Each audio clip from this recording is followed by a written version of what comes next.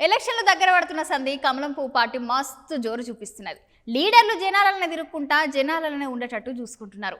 దాంట్లో భాగంగానే ఇవాళ కమలం పువ్వు party leader Kishan Reddy sir ఇవాళ నామినేషన్ వేసిండుల్లా.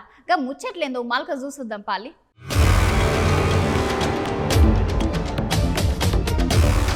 ఎలక్షన్లు దగ్గర పడుతున్న సంది కమలాపూ పార్టీ మంచి జోరు మీద ఉన్నది.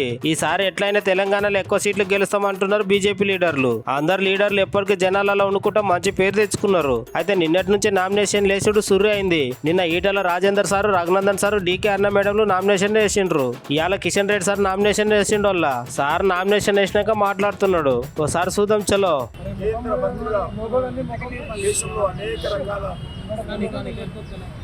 కార్యక్రమాలలో మరి సేవ చేయడం జరిగింది.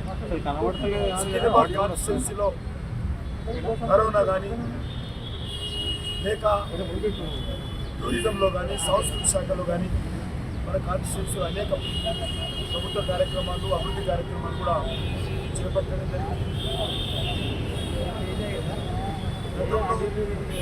ఏ రకంగానైతే నీతి నిజాయితీగా పనిచేశాము అదేవిధంగా రానున్న రోజుల్లో కూడా అదే విధానంతో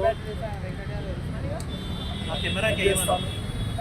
ఈ సందర్భంగా సికింద్రాబాద్ నియోజకవర్గ ప్రజలకు మరి మరొకసారి పెద్ద మనసుతో ఆశీర్వదించండి. సిద్ధాంతంతో కట్టుబడి ఉన్నటువంటి కార్యకర్తలు, పార్టీ కోసం పనిచేసినటువంటి కార్యకర్తలు, మరి జాతీయ భావజాలంతో భారతీయ సంస్కృతి పరిరక్షణ కోసం పనిచేసినటువంటి కార్యకర్తలు,